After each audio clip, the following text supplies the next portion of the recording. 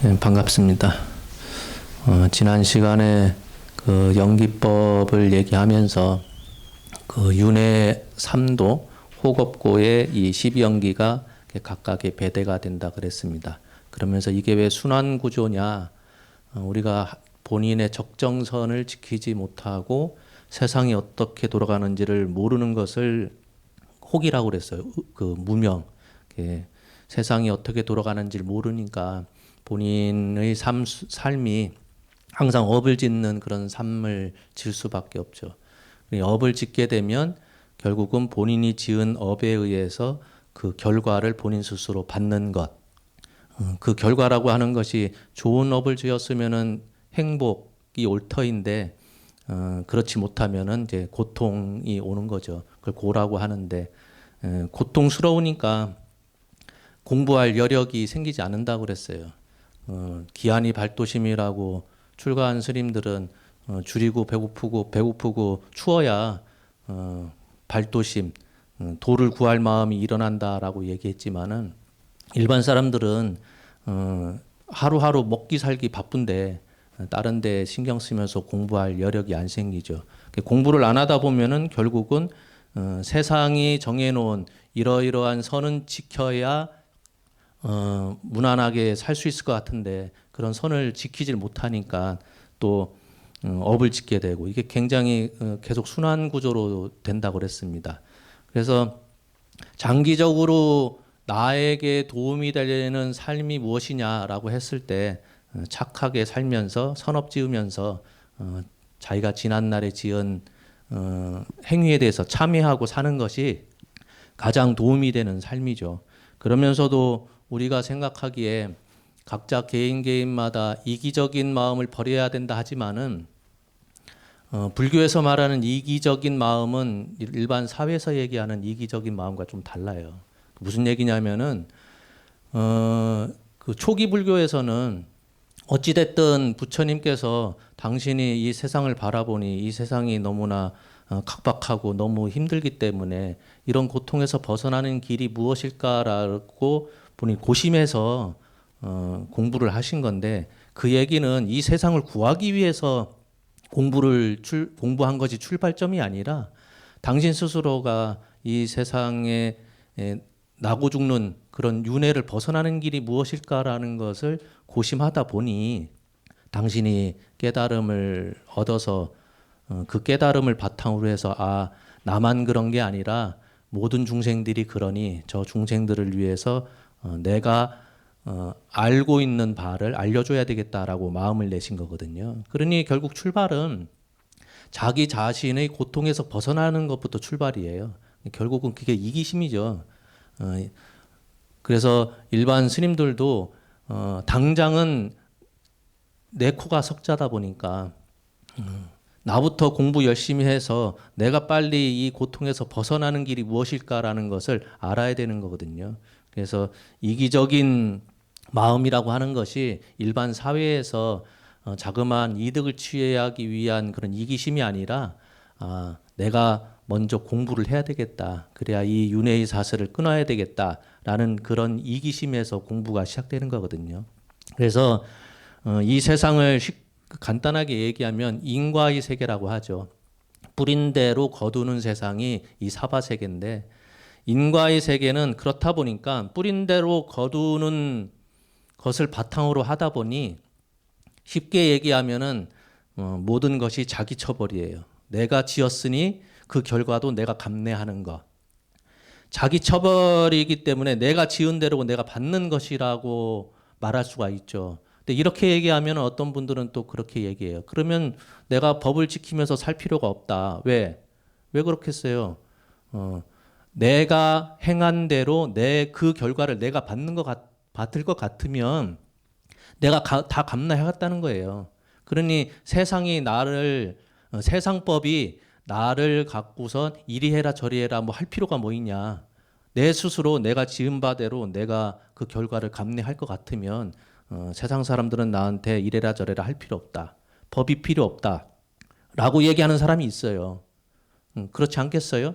잘못을 혹 내가 모르는 상태에서 죄를 짓거나 말거나 그 결과는 내가 받는 거니까 왜 사람들이 나보고선 잘못했다, 이리 해라 저리 해라 왜 하냐, 그렇게 극단적으로 얘기하는 사람이 생길 수밖에 없죠. 그렇지 않겠습니까? 근데 생각을 해보면 연기라고 하는 것은 그 순환 구조거든요. 그렇기 때문에 방치를 하게 되면 그런 잘못된 행동을 하는 사람들에 대해서 제재를 가하지 않으면 끊임없이 순환하는 거거든요.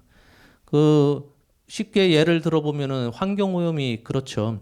깨끗하고 더러운 것을 구분하는 마음이 생기다 보니까 구분하는 것에서 끝나는 것이 아니라 쓰레기가 많이 배출되죠. 왜냐하면은 내가 보기에는 쓸모없는 물건이고 더러운 물건이고 우리 집안에 두기에는 냄새도 나고 그러니까 버리는 거, 안 좋은 것은 우리 집 바깥으로 다 버리는 게 일상생활이 되다 보니까 그러니 그 요즘도 뭐 태평양 한가운데 그 우리나라 땅보다 더 큰 그 플라스틱 더미가 있다잖아요.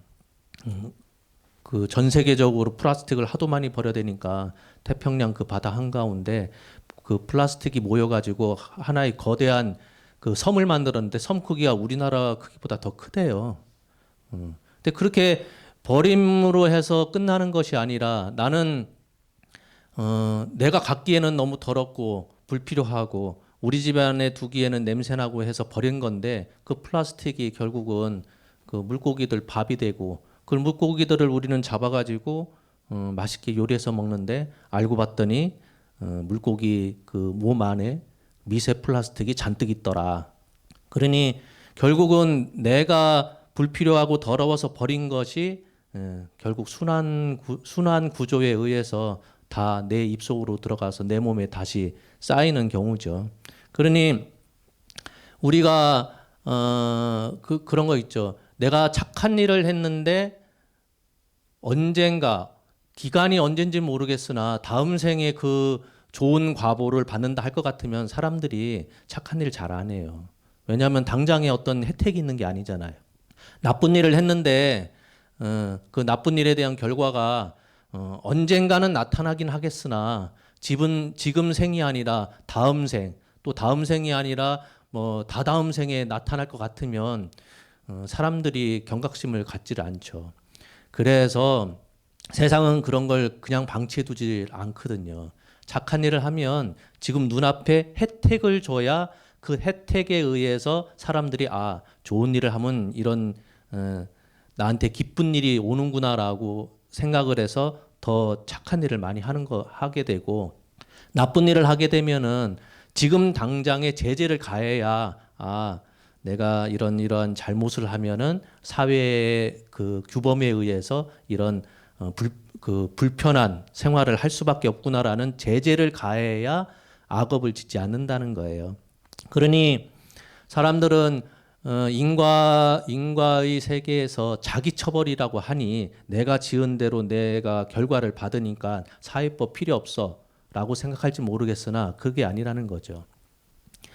착한 일을 했을 때 표창장이라도 주고 상장이라도 줘야 사람들을 독려를 해야 선행을 더 많이 하는 것과 같이 악업이라고 하는 것도 잘못된 일을 저지르게 되면 사회법에 의해서 제재를 가해야 아, 내가 이런 일을 하면 안 되는구나라는 경각심이 생기는 경우죠. 그래서 모든 부처님의 가르침은 연기를 바탕으로 다 성립이 되어 있어요. 전에도 한번 언급했듯이 부처님 경전이 얼마나 많습니까? 뭐 8만 4천 경문이라고는 하는데 그 안에 연기법 내용이 인연법이죠. 인연법 내용이 근 한 70%를 차지해요. 그러니 인과라고 하는 내용을 다 빼버리면 부처님 말씀의 70%가 다 사라져버리는 경우거든요. 그러니 모든 가르침, 부처님의 모든 가르침은 연기를 바탕으로 성립됐다라는 것이 통설이에요. 그래서 이런 윤회의 고리를 끊기 위해서는 초기 불교에서는 그 저번 시간에도 언급했듯이 개정의 사막을 닦아야 된다 그랬어요. 개정의 사막이라고 뭉뚱그려서 단순하게 얘기를 했지만 그것이 우리가 알고 있는 팔정도예요. 팔정도. 팔정도가 뭐 정견, 정어, 정업, 정명, 정정진, 정념 또 뭐 있죠? 정사유도 있고 정정도 있고 맞나요? 8가지. 근데 이 8가지 팔정도가 개정의 사막에 이렇게 배대가 돼요. 배대가. 그래서 첫 번째 계율, 사회법, 규범, 그다음에 단체 생활을 하면서 지켜야 될 그런 그 규칙들 거기에 해당되는 게 정어랑 정업과 정명이에요. 정명. 정어는 말 그대로 그 바른말 쓰는 거죠. 바른말 쓰는 거. 모든 화는 어디서부터 나온다? 주둥아리에서 나온다. 입만 다물고 있어도 그래도 사람들이 저 사람이 속내가 어떤지를 잘 모르잖아요. 그러니까 입만 다물고 가만히만 있어도 중간은 간다라고 하는 얘기가 그런 뜻 같아요. 괜히 입 띄어가지고 하지 말아야 될 말 한마디 하는 바람에 원수지고 나의 속내를 다 들키고 그러니 바른 말을 쓴다는 것이 참으로 힘들죠. 생활 습관이라고 하는 것이 한순간에 이루어진 게 아니기 때문에 어렸을 때 그 입에 뱉던 말들이 결국은 중장년 넘어서 말년까지 가면 그 언어 습관을 쉽게 버리기가 힘들죠. 그래서 그 옛날에 EBS 저는 EBS를 좋아하는 게 EBS에서 3분짜리 다큐멘터리도 있고 그 주제별로 이렇게 뭐라고 해야 되나 시사성 있는 것도 많이 만들고 하거든요. 그 보면은 인터넷에 한번 찾아보세요. 유튜브에 아마 그 올라와져 있는데 제목이 욕의 반격이에요. 욕의 반격. 유튜브에 한번 찾으면 EBS 이렇게 그 뭐라고 해야 되나 다큐멘터리는 아니고 몇 분짜리 아주 짧은 거예요. 거기 보면 평소에 욕을 많이 했던 사람들이 이제 어른이 돼서 자녀를 낳았는데 나도 모르게 그 말투가 계속 나와서 이제 당황스러워하는 그런 모습을 이제 찍은 거거든요. 그러니 바른 말 쓴다는 것이 언어 생활이 참 힘들죠. 어렸을 때 그런 게 배지 않으면은 그 뭐라고 해야죠? 말투가 그 사람의 행동을 또 결정하거든요. 그리고 그 행동이 계속 반복되면은 나도 모르게 생각이 그렇게 가요. 생각이 바른 사람은 말투도 바른 말투를 쓰고 행동도 바르게 나가는데 뭐 언어도 험하게 얘기하는 사람, 행동도 멋스럽게 하는 사람은 생각도 뭐 굳이 따져볼 필요가 없겠죠. 정업이라고 하는 것은 행동을 얘기해요. 바른 행동을. 바른 말을 쓰면은 바른 행동을 해야 되겠죠. 바른 행위. 행위는 결국은 결과로서 그 내가 책임을 져야 하는 부분이기 때문에 그래서 결과와 책임, 행동이다 보니까 말 그대로 우리가 5개를 받잖아요. 살아있는 생명 함부로 이렇게 뺏지 말아라. 그래서 그 EBS 그 거기에도 그런 화천의 그 뭐죠? 그 물고기 잡는 거? 화천 빙어. 알고 봤더니 그 화천 그 강에 그 빙어가 원래 살고 있는 줄 알았더니 그게 아니더라고요. 그 딴 데서 양식한 거를 이제 축제 때 맞춰가지고 그 강에다가 막 이렇게 넣는 거예요. 넣어가지고 이제 축제를 벌이죠. 근데 사람들 입장에서는 축제라고 하는데 그 EBS 다큐에서는 이제 그걸 어떻게 표현을 했냐면은 물고기를 양식장에서 그 좁은 그 차에다가 싣고 오면서 그 물고기들이 서로 부딪히다 보니까 화상을 입는데요. 너무 좁은 공간에 너무 많은 물고기를 잔뜩 집어넣고 이제 그 강원도 화천까지 싣고 오면서 서로 부닥치다 보니까 화상을 입는데요. 화상을 입은 상태에서 이제 풀어놓으면은 사람들이 와서 축제라는 이름으로 이제 잡아서 목숨을 빼앗는 경우죠. 그러니 그 다큐에서 하는 얘기가 사람들은 축제라고 부르지만 그 당하는 물고기 입장에서는 이건 학살이다, 학살. 그러니 굳이 이런 거를 계속해야 될까? 그런 의문을 갖는 경우죠. 그러니까 행동이 우리는 살아있는 생명을 뺏지 말어라. 지금 현대 사회에서는 옛날에는 그냥 강아지, 고양이 그냥 방치돼서 키우고 했지만 지금은 반려동물이라고 해서 본인 방에서 본인 침대에서 이렇게 거의 준 자식처럼 키우는 경우가 많죠. 옛날 같았으면은 말도 안 되는 경우죠. 자기 집안에 강아지를 들여놓는다. 마당에 키우는 거야 어쩔 수 없다 치지만은 아파트 방에 키운다는 거는 뭐 2, 30년 전만 해도 있을 수 없는 일이죠. 그래서 지금 사찰도 고심을 많이 하는 게 앞서가는 사찰에서는 정각 하나를 조그맣게 해서 반려동물을 위한 위패도 이렇게 해놓고 그런 뭐라고 했죠? 제사 같은 경우도 죽게 되면은 그 사람처럼 길을 계속 찾을 건 아니지만 당장에 죽게 되면은 화장을 해가지고 제사까지 지내는 경우도 요즘 많이 늘었거든요. 그래서 저런 도심지 사찰에서는 법당 한쪽에 이제 반려동물 위패를 올려놓는 경우도 있어요. 옛날 같았으면 난리 났겠죠. 살아있는 영가랑 어떻게 죽은 강아지, 고양이, 영가 위패랑 같이 모실 수 있냐고 난리 날 텐데 도심지는 이제 생각이 많이 바뀌었어요. 그런 것처럼 옛날에는 생명 그냥 굶어서 죽거나 무슨 다쳐서 죽거나 그냥 그러려니 했었는데 지금은 그 반려동물이 보험이 안 되면은 수술 한 번 할 때마다 수백만 원씩 든다 하더라고요. 그런 걸 감내를 하면서 생명을 잘 살리죠. 그리고 세 번째가 정명이죠. 정명. 목숨 명자를 쓰는데 정명이라고 하는 것은 바른 생계 생활을 얘기해. 생계. 우리가 살기 위해서 각종 직업을 갖잖아요. 직업을 갖는데 그 직업이 너무나 다양한데 다양한 직업 가운데에서도 그래도 바른 생계 생활을 해야지.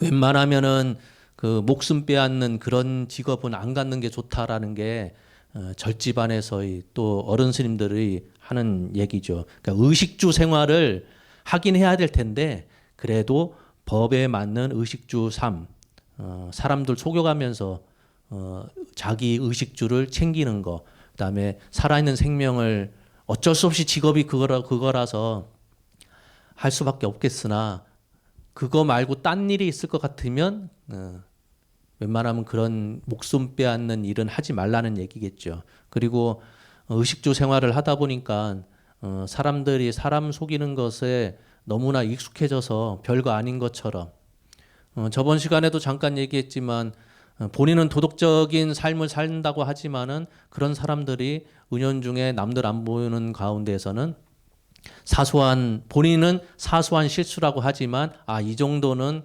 괜찮아. 왜? 나는 그거보다 더 많은 좋은 일을 겉으로 이렇게 하니까. 그런 사람들은 뭐라고 그랬죠? 도덕적인 삶을 사는 게 아니라 도덕적인 척하는 사람이고 양심 있는 사람이 아니라 양심 있는 척하는 사람들을 얘기하는 경우죠.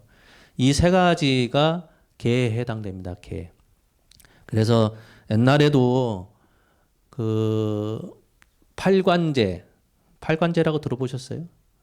팔관제, 팔재계 뭐 그렇게 해서 우리는 쉽게 5개 받는 거, 뭐 그 쉽게 받는 거, 아니면 보살계 받는 거 그런 것만 생각했지만은 옛날에는 그것뿐만 아니라 일정 기간, 일정 때를 잡아가지고 팔관제라는 거, 팔재계라는 것을 행했어요. 그 기간 동안에만 그래서 절에서 열심히 기도하면서 참선 수행하는 게 기본이긴 하겠으나 절에 와서 그 기도하면서 이 기간 동안에만이라도 내가 계를 잘 지켜야 되겠다. 그러니까 사회생활 하다 보면은 나도 모르게 말 속일 수밖에 없고 그런 거 있잖아요. 그 뭐 저 손해 보고 파는 겁니다. 그런 거 흔하게 하는 말들.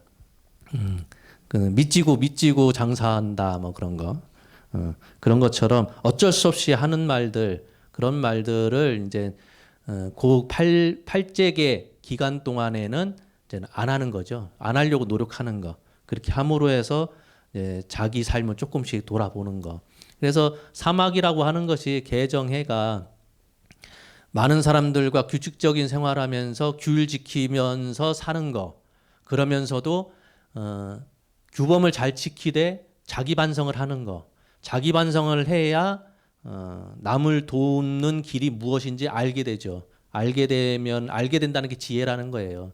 지혜가 딴 게 아니라 지식을 많이 알거나 아니면은 사람들이 뭔가 물었을 때 거기에 대해서 답을 딱딱딱 내려주는 것을 지혜라고 하는 것이 아니라 어떤 일이 남을 이롭게 하는 일인 줄을 판단할 수 있는 것. 그걸 불교에서 얘기하는 지혜예요, 지혜.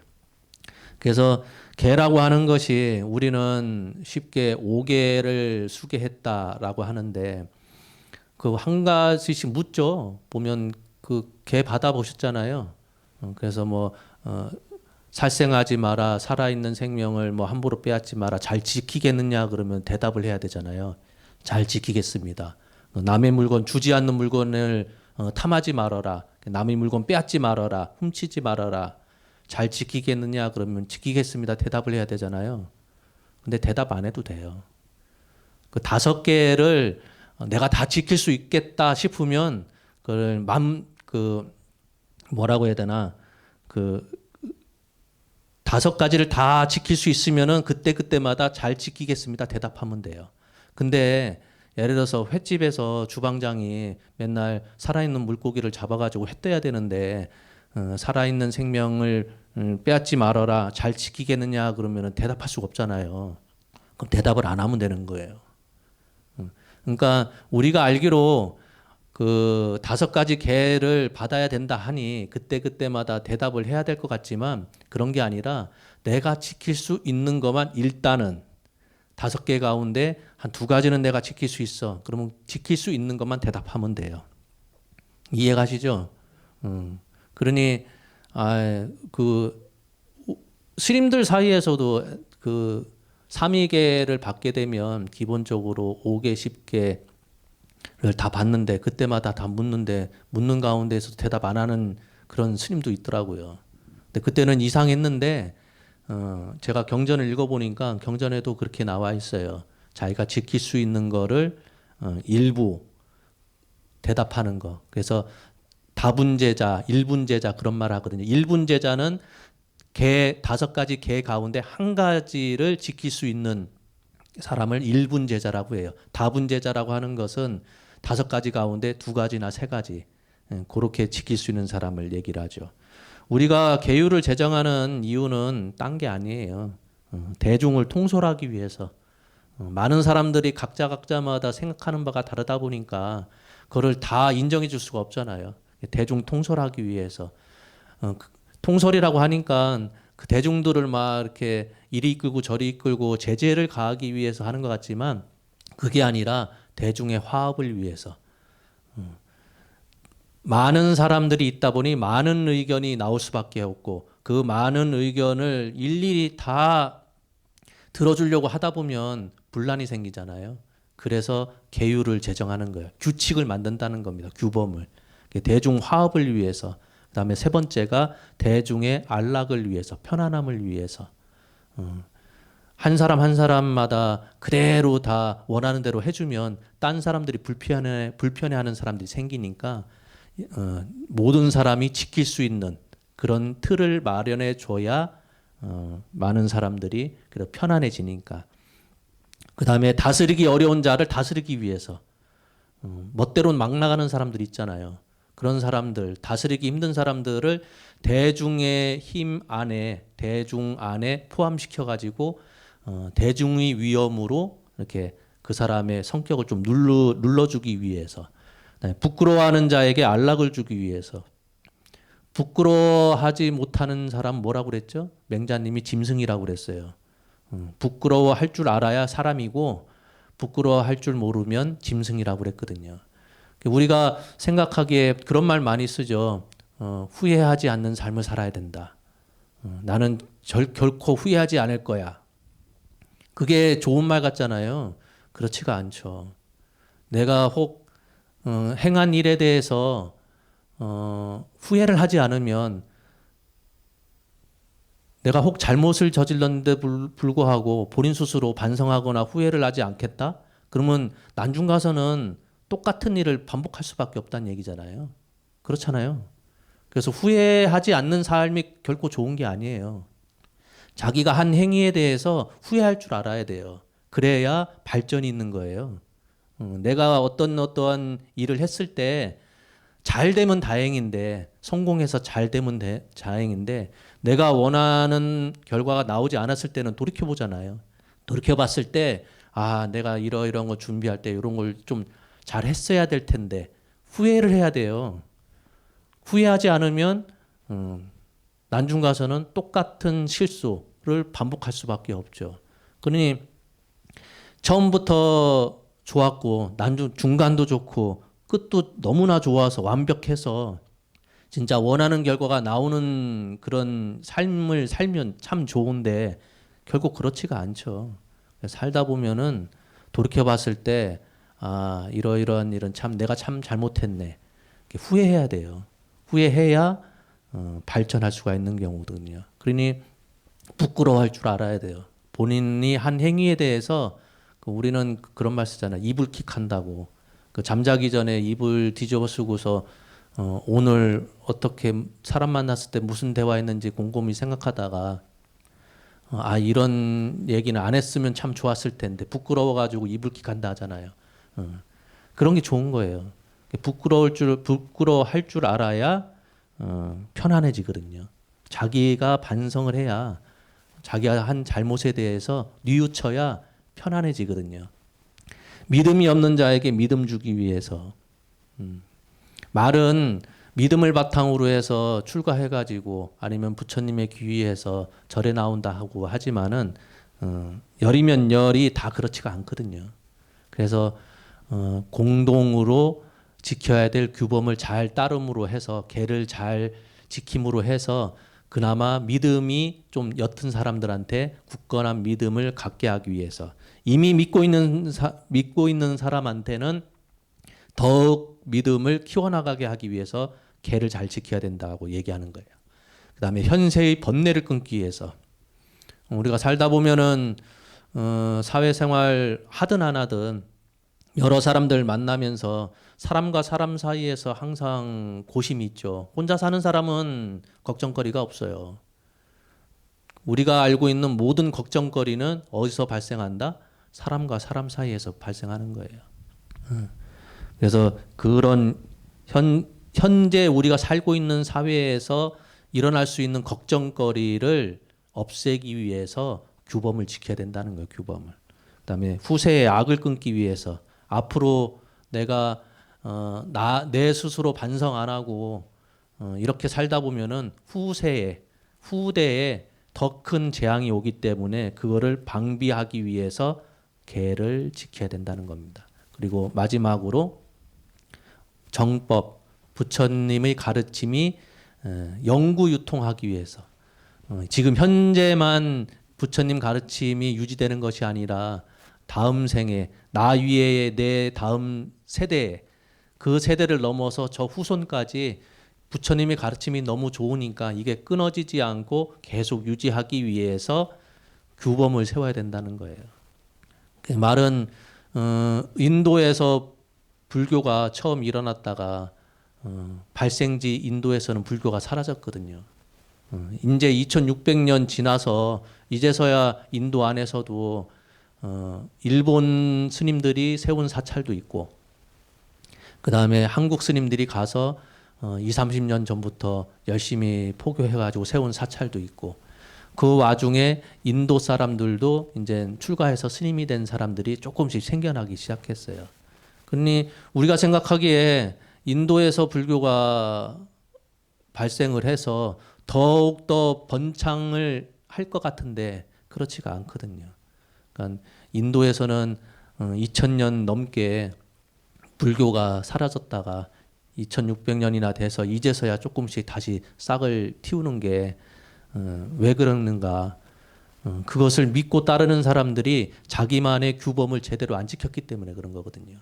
그러니 우리가 생각하고 있는 규범이라고 하는 것은 딴 게 아니라 그 시대 그 사람들한테만 이로운 것이 아니라 과거의 사람들한테도 좋은 것이었고 지금의 사람들한테도 좋아야 되고 앞으로 미래의 사람들한테도 좋아야 되는 거예요. 그게 우리가 부처님이 얘기하는 계율이에요. 사회법은 그렇지가 않아요. 사회법은 계속 바뀌죠. 왜냐하면은 그 시대에 원하는 바를 반영하기 위해서 사회법은 조금씩 바꿔 나가져요. 근데 부처님 법은 그렇지가 않아요. 부처님 법은 계라고 하는 것은 그 과거의 사람들도 지키면 지킬수록 좋았던 거고 지금도 지키니 참 좋은 거고 앞으로 미래세가 어느 정도 간다 할지라도 지키면 다들 이로운 것을 계라고 만든 거예요. 그래서 우리가 오계를 보세요. 거기 군더더기가 없잖아요. 그게 아무리 1000년, 2000년 지난다고 해서 거기에 살을 붙일 필요가 없죠. 그러니 상황에 따라서 하나를 지킬지 5가지 가운데 2~3개만 지킬지 그때 당시에는 내 스스로가 판단을 했다가 내가 공부가 잘 돼서 이제는 5개를 다 지킬 수 있겠다 하면은 또 계를 받으면서 5개를 지키겠습니까 하면은 그때서야 대답하면 돼요. 지키겠습니다 하면 되죠. 그래서 모든 계의 목적은 딴 건 아닙니다. 남에게 고통을 주지 말라. 그게 첫 번째고 남한테 고통을 주지 않음으로 해서 내 스스로는 고결하게 살아라.